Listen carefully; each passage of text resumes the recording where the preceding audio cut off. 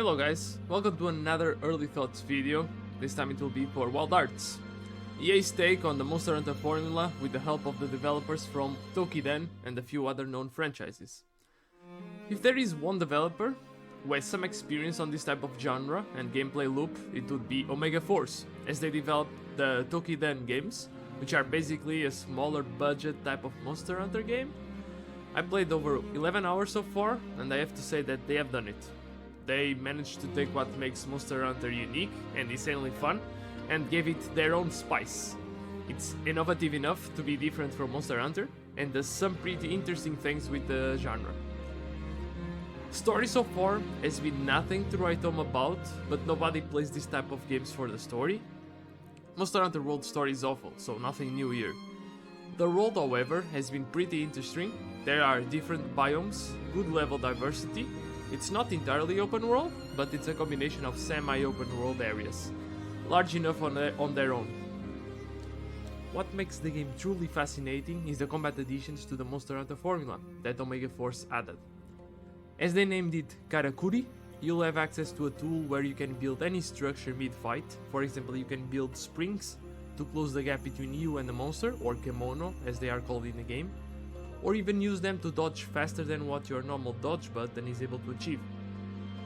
My favorite is just a wooden box that you can stack on top of each other, and then you climb on the fly mid-fight and you do a devastating attack from above on a huge beast. It never gets old and is super fun to pull off. Aside from this, it seems you unlock more and more of these types of structures that will aid you mid-fight against beasts. I just got something that's called Fusion Karakuri, which basically fuses some structures from your basic Karakuri, the springs, the wooden boxes, etc. And it makes something unique like a wooden bulwark wall where you stop enemies on their tracks. Basically they run towards your wall that you built and they basically get catapulted on the opposite direction that they were running to. So there are also these things called Dragon Karakuri, which are basically traversal structures that will help you cross the map faster, or convenient structures like a campfire, a well to replenish your healing, a tower to spot monsters on the map. Honestly, it seems like they landed on a good working formula, and what's most impressive is everything is working seamlessly. There is no input lag or delay when building your structures, and combat is very meaty. Your weapons have really impact, you know? At the beginning of the game I have found 4 weapons so far: the maul, the katana, the nodachi and the bow, but I've heard there are more that unlock after you reach a certain chapter in the story. Weapon and other armor progression are key, as you would expect from a Monster Hunter like game. There is no real level up screen. All your increased stats are coming from your armor and upgrades on weapons. You can follow different upgrade paths, which will imbue your weapon with different elemental proficiencies. It's the same for your armor upgrades.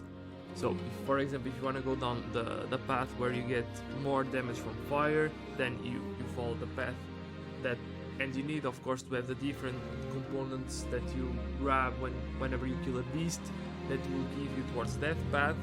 So on and so forth. You can go towards like a water elemental proficiency path on your weapon and on your armor. It's up to you really. As you know, I'm overall enjoying Wild Hearts from what you have grasped from my preview here, and the gameplay loop is very addictive. Even though it's basically hunt the same beasts over and over to keep upgrading your gear and fight even tougher beasts afterwards, it's clicking with me. More than Monster Hunter World ever did, so I am actually pleasantly surprised. That's it on my early thoughts for Wild Hearts.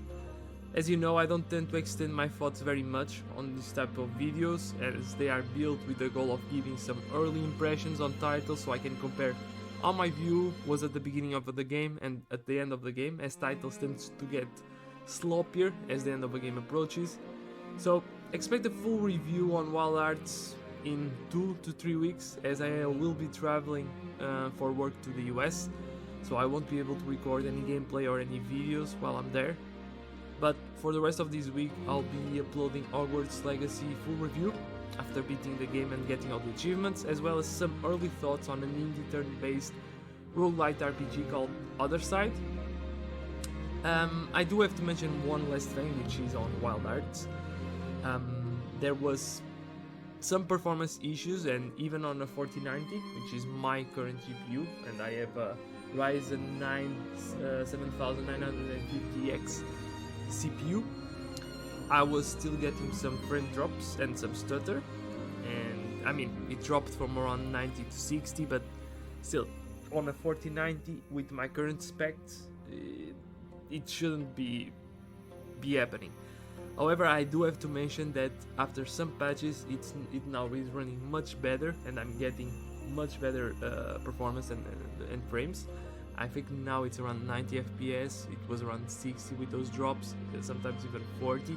So they are fixing the port on PC, but it's the performance wise it was very bad on the first week that it launched. So bear that in mind.